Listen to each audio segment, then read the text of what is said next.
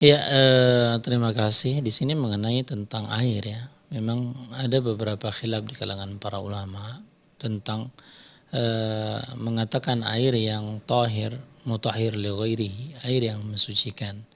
Contoh mazhab Syafi'i mengatakan bahwasanya air itu terbagi menjadi empat.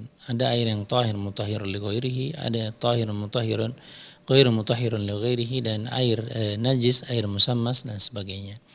Sementara Imam Ahmad mengatakan air itu terbagi menjadi dua. Ada dia air yang tahir dan air yang najis.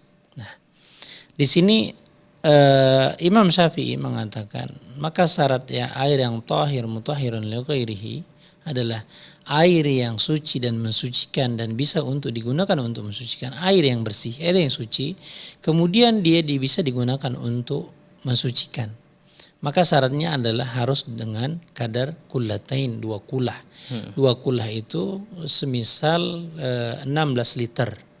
Ya, menurut mazhab Syafi'i yang dimaksud dengan dua kulah itu adalah 16 liter air. Itulah kadarnya. Dan ketika dengan jumlah itu maka disebut dengan air yang tahir mutahhir li ghairihi. Akan tetapi Imam Ahmad mengatakan tidak.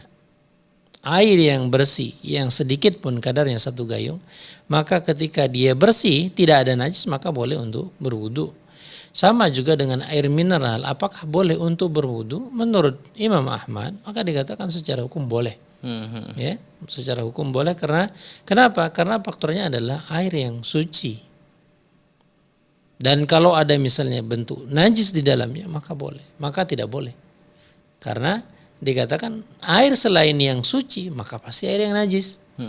Beda dengan misalnya jus, ya kan, teh manis. Apakah masuk dalam kategori air? Maka kata Imam Ahmad bukan, kita saja menyebutkannya kopi, menyebutkannya teh manis misalnya. Maka dia tidak masuk dalam pembahasan air. Sementara air aqua misalnya, air mineral misalnya yang kita gunakan apakah boleh? Maka secara hukum boleh. Wallahu ta'ala bishawab.